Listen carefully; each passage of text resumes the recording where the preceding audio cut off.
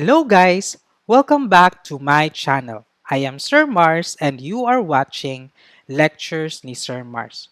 So in the last video, we solved an example problem where we applied the virtual work method to trusses subjected to external loads.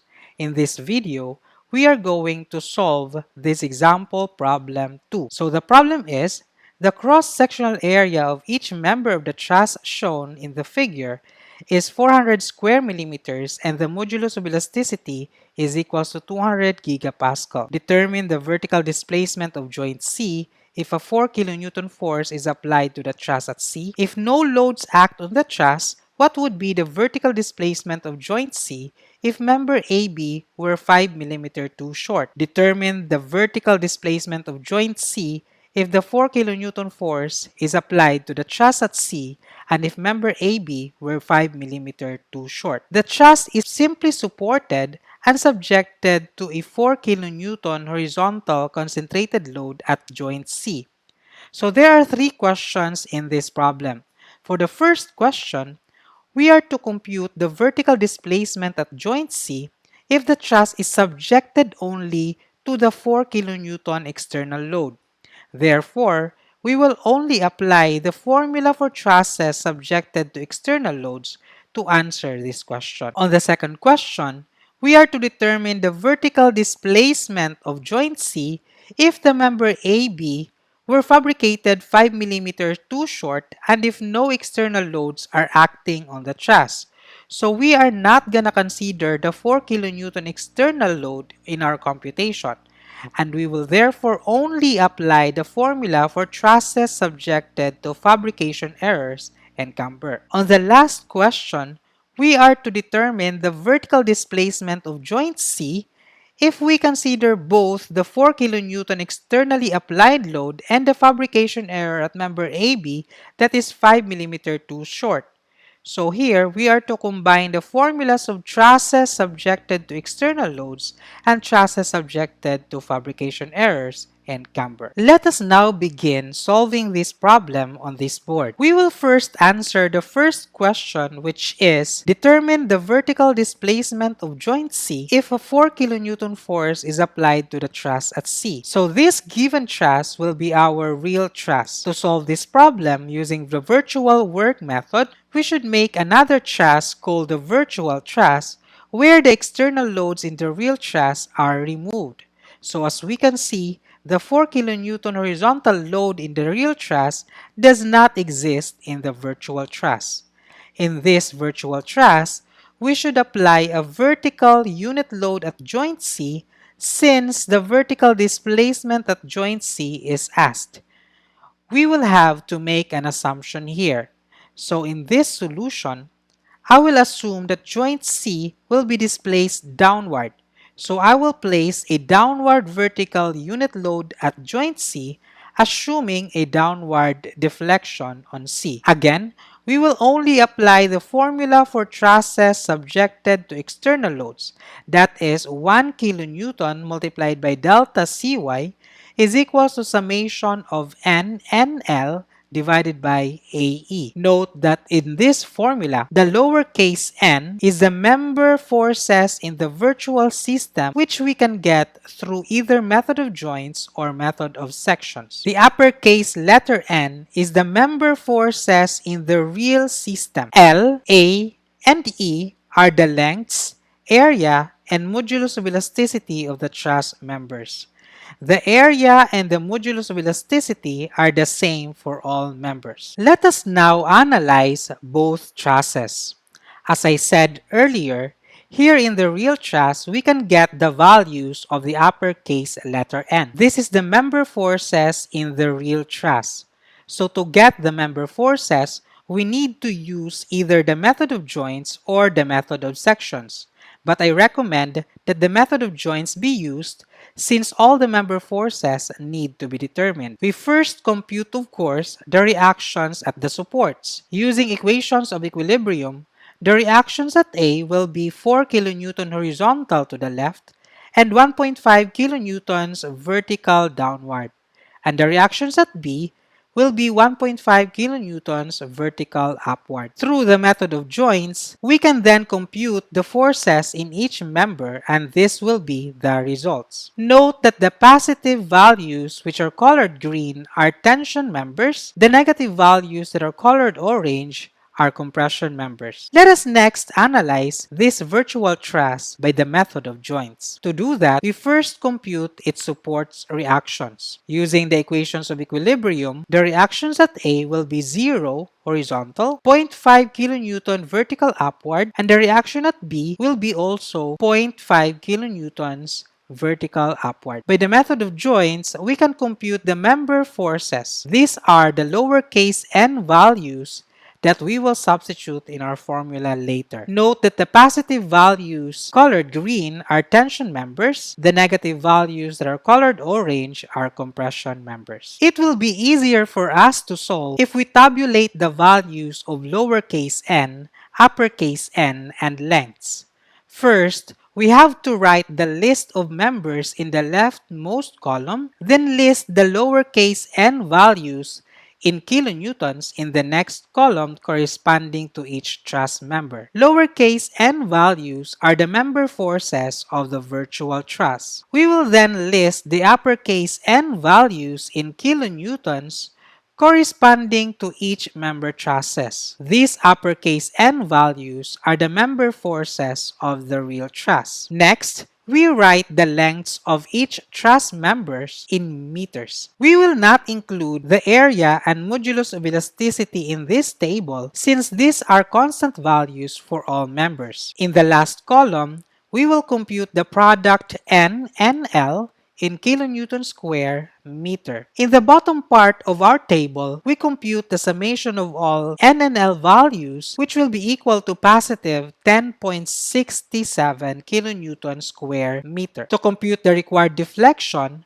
we now use the formula 1 kilonewton multiplied by delta Cy is equal to summation of N and L divided by AE. We have already computed the summation of N and L. The area is constant and is equal to 400 square millimeters, and the modulus of elasticity is also constant and is equal to 200 gigapascal. These are both given in the problem. Delta Cy is the vertical deflection at C that we must compute in this problem. Substituting all known values, we will arrive at a value of delta Cy equal to 0.1333 millimeters. That is positive. So what does the positive here means? Positive means that the assumption on the direction of displacement is correct. Since we applied a downward vertical unit load in the virtual truss, we assumed a downward deflection on joint C. This assumption is correct. Therefore, the final answer for delta Cy is equals to 0.1333 millimeters, and this must be downward. We will now answer the second question, which is, if no loads act on the truss, what would be the vertical displacement of joint C if member AB were 5 mm too short? So our real truss now will have no external loads, as we can see. To solve this problem using the virtual work method, we should make another truss called the virtual truss. In this virtual truss, we should apply a vertical unit load at C since the vertical displacement of joint C is asked. We will have to make an assumption here. So in this solution, I will use the same assumption I made earlier that the joint C will be displaced downward.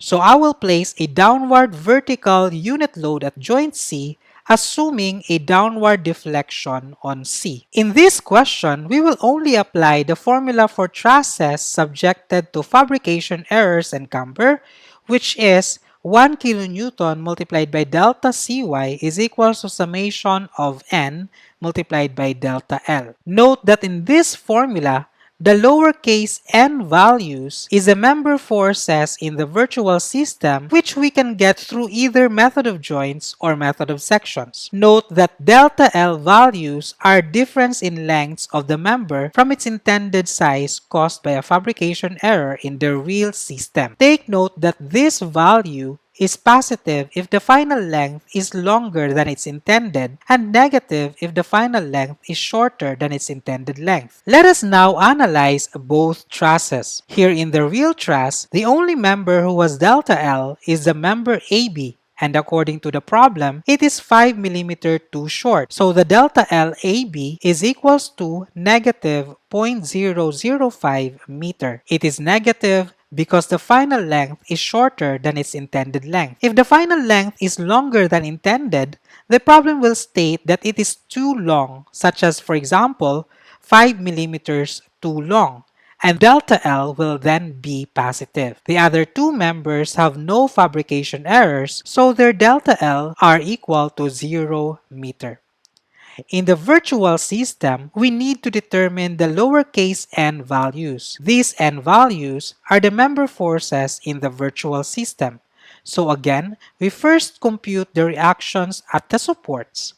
Using equations of equilibrium, the reactions at A will be 0 kN horizontal and 0.5 kN vertical upward. And the reaction at B will also be 0.5 kN vertical upward. Through the method of joints, we can then compute the forces in each member. And this will be the results. As you can notice, these are the same values we arrived at in answering the first question in this problem. Note that the positive values, colored green, are tension members. The negative values that are colored orange are compression members. In the real system, I also colored orange the negative delta L values, such as this delta L AB, and with blue, the 0 delta L values. It will be easier for us to solve if we tabulate the values of lowercase n and delta L values. First, we have to write the list of members on the leftmost column, then list the lowercase n values in kilonewtons in the next column, corresponding to each truss member. Lowercase n values are the member forces in the virtual truss. Next, we write the delta L values of each truss member in meters. These are the values in the real truss. In the last column, we compute the product n multiplied by delta L in kilonewton meter. In the bottom part of our table, we compute the summation of n delta L, which will be equal to negative 0.003333. To compute the required deflection, we now use the formula 1 kilonewton multiplied by delta Cy is equal to summation of n multiplied by delta L. Take note that this formula applies only to trusses subjected to fabrication errors. Delta Cy is a vertical deflection at C that we must compute in this problem. Substituting the summation of n delta L, we will arrive at a value of delta Cy equals to negative 3.333 millimeters.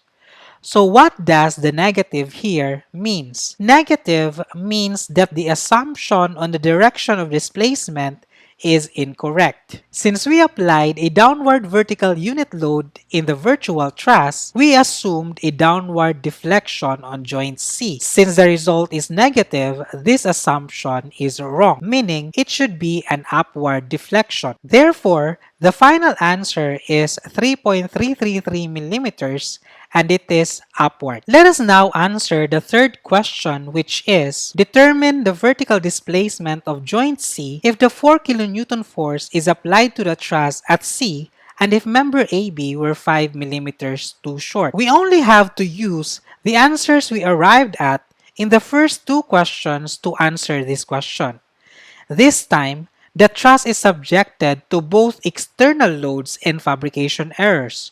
To solve this problem, we have to combine the formula for trusses subjected to both external loads and fabrication errors.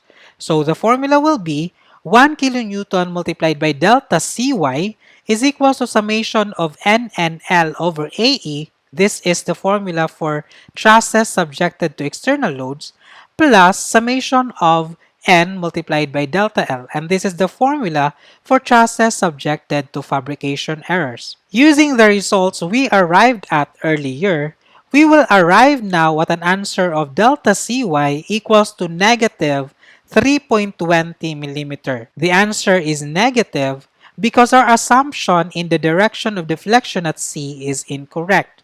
Remember that we assume that the vertical deflection at C is downward.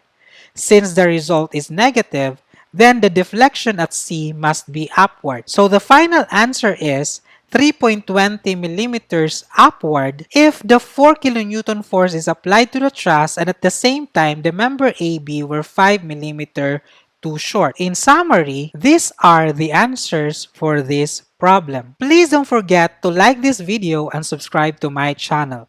If you have any questions, you can comment below or send your questions to my Facebook page, Lectures ni Sir Mars. I will paste the link in the video description. You can also download the PDF of my lectures and PDF references for civil engineering by visiting my site with the links in the video description. Thank you again, guys. This is Sir Mars and see you in the next lecture. Bye-bye!